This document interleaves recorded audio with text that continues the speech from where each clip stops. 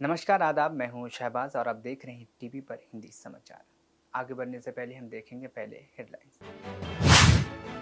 रोजगार मेला में पीएम मोदी ने बांटे 51,000 से अधिक नियुक्ति पत्र, युवाओं को किया प्रोत्साहित। कांग्रेस का मूल चरित्र भगवान राम और सनातन धर्म के खिलाफ, वीडी शर्मा का कांग्रेस पर आरोप। देश जानना चाहते हैं कि आखिर सांसद कैसे बिक गई, अनुराग ठाकुर का महुआ मोइत्रा पर तंज। खबरें विस्तार से। पीएम नरेंद्र मोदी ने वीडियो कॉन्फ्रेंसिंग के जरिए 51,000 से अधिक युवाओं को नियुक्ति पत्र दिया है। रोजगार मेला देश भर में 37 स्थानों पर आयोजित किया गया, जिसमें केंद्र सरकार के विभागों के साथ साथ इस पहल का समर्थन करने वाली राज्य सरकार व केंद्र शासित प्रदेशों में भी नियुक्ति पत्र दिए जा रहे हैं। नियुक्ति पत्र पाने वाले युवा रेल मंत्रालय, गृह मंत्रालय, परिवार कल्याण मंत्रालय समेत विभिन्न मंत्रालयों एवं विभागों में काम करेंगे। रोजगार मेला असल में केंद्र सरकार की तरफ से रोजगार सृजन को सर्वोच्च प्राथमिकता देने की प्रधानमंत्री की अज़म को पूरा करने की दिशा में दिए जा रहे हैं। हम न सिर्फ रोजगार दे रहे हैं, बल्कि पूरे सिस्टम को पारदर्शी भी बनाए हुए हैं, जिससे नियुक्ति प्रक्रिया पर युवाओं का भरोसा बना हुआ है। हमने भर्ती प्रक्रिया को न सिर्फ स्ट्रीमलाइन किया है, बल्कि कुछ परीक्षाओं को रिस्ट्रक्चर भी किया है। स्टाफ सिलेक्शन कमीशन की रिक्रूटमेंट साइकिल में जो समय लगता था, वो लगने वाला समय अब करीब करीब आधा हो गया है।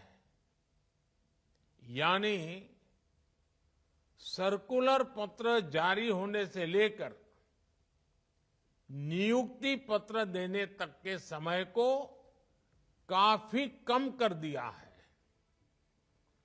इससे युवाओं के समय की बड़ी बचत हुई है। गांधी जी ने चरखे को स्वदेशी और कर्मयोग के एक शक्तिशाली प्रतीक के रूप में इस्तेमाल किया। जो खादी अपनी चमक खो चुकी थी, उसकी चमक भी अब वापस लौट आई है। 10 साल पहले खादी की बिक्री 30,000 करोड़ रुपए के आसपास थी।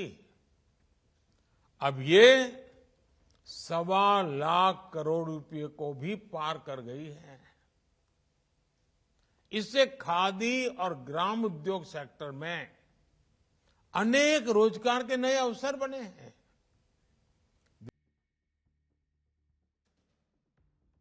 मध्य प्रदेश के बीजेपी अध्यक्ष वीडी शर्मा ने कांग्रेस पार्टी की आलोचना करते हुए कहा है कि कांग्रेस का मूल चरित्र भगवान राम और सनातन धर्म के खिलाफ है। मध्य प्रदेश के 9.5 करोड़ लोग पूछ रहे हैं कि कांग्रेस को राम मंदिर से तकलीफ क्यों है और वो इस पर आपत्ति क्यों जता रहे हैं। दुनिया के आस्था का केंद्र है, उसके होर्डिंग लगे हैं, तो इस पर कांग्रेस चुनाव आयोग में जाकर के आपत्ति व्यक्त कर रही है कि राम मंदिर के होर्डिंग लगे, इन होर्डिंग को हटाया जाए। ये कांग्रेस का मूल चरित्र है कि कांग्रेस ने किस प्रकार से राम मंदिर पर आक्रमण करने का प्रयास किया है।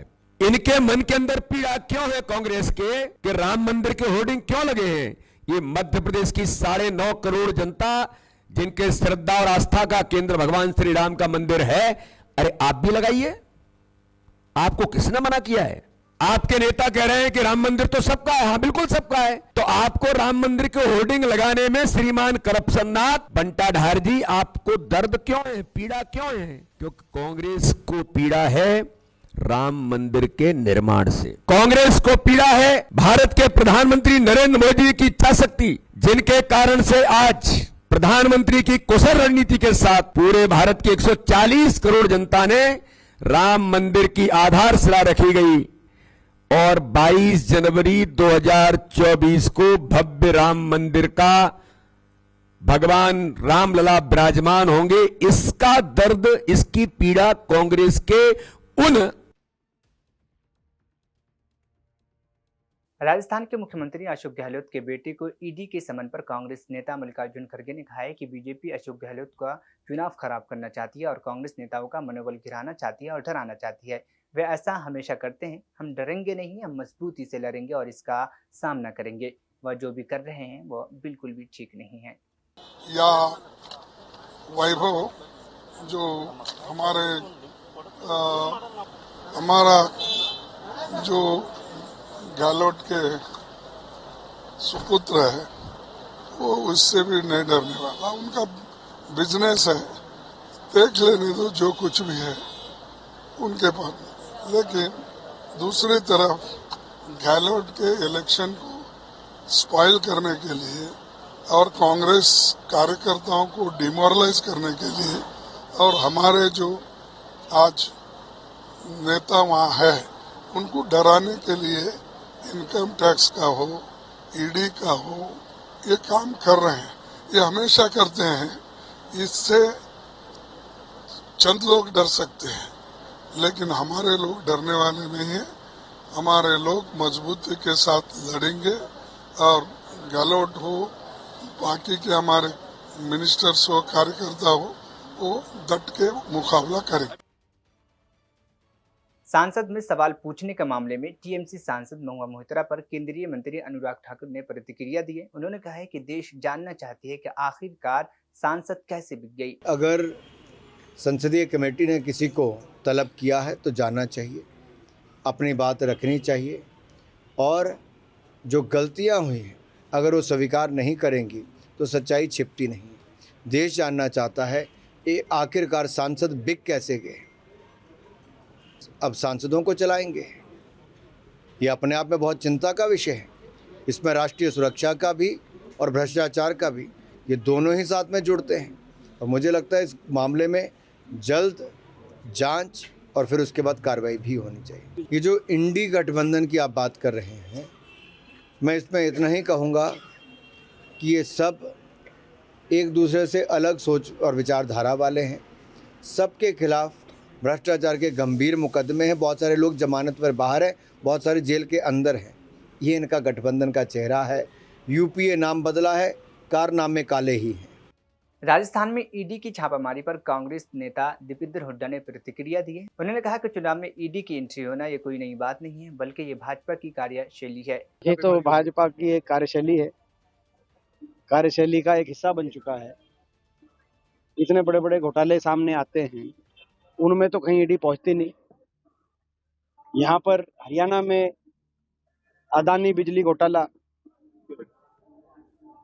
यहाँ हरियाणा में पेपर लीक घोटाले, बिजली उपभोक्ताओं के बिजली का बिल बढ़ा दिए, समझौता तोड़ के अदानी को ज्यादा महंगी बिजली में समझौता कर लिया हरियाणा सरकार ने।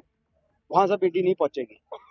ईडी जब जो है, मैं समझता हूं कि छत्तीसगढ़ में सारे कांग्रेस के हमारे मुख्यमंत्री प्रदेश अध्यक्ष, राजस्थान में हमारे मुख्यमंत्री प्रदेश अध्यक्ष, इससे पहले कर्नाटक में भी ईडी गई थी, हिमाचल प्रदेश में भी ईडी गई।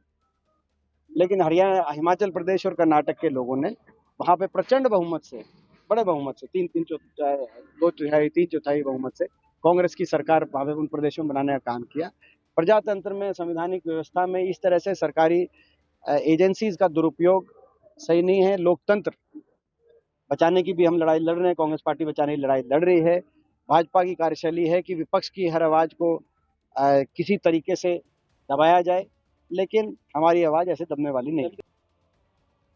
कांग्रेस नेता राहुल गांधी ने कहा है कि बीजेपी ने देश के 2 बड़े बड़े उद्योगपति के लिए ही काम किया है। जैसे ही हमारी सरकार बनेगी, हम 2 घंटे में वह काम कर दिया जो बीजेपी ने नहीं किया है। किसानों का कर्जा माफ कर दिया गया, 26 लाख किसानों को 23 लाख करोड़ रुपए दिए गए। आज देश में हवाई अड्डे, बंदरगाह अडानी को दिए जा रहे हैं। किसानों के खिलाफ बनाए गए कानून अडानी की मदद करते हैं। हिमाचल प्रदेश में सेब का पूरा कारोबार अडानी के हाथ में है। यहाँ तक कि जम्मू कश्मीर में भी जो सेब पैदा हो रहा है, ये सारा का सारा अडानी के पास है। वो जो भी करते हैं देश के 2 बड़े बड़े उद्योगपतियों के लिए ही करते हैं। पिछले चुनाव में हमने आपसे 2-3 बड़े वायदे किए थे। किसानों को अपनी मेहनत का सही फल उनका कर्जा माफी, बिजली बिल हाफ, ये वायदे हमने आपसे कही थे। और जब हम आपसे ये वायदे कर रहे थे तो हिंदुस्तान के प्रधानमंत्री और बीजेपी के बड़े बड़े नेता ऐसे स्टेज से हर रोज कह रहे थे कि ये वायदे पूरे नहीं हो सकते। और जैसे ही हमारी सरकार बनी, ऐसी मीटिंग में 5 साल पहले हमने कहा था, जैसे हमारी सरकार बनेगी,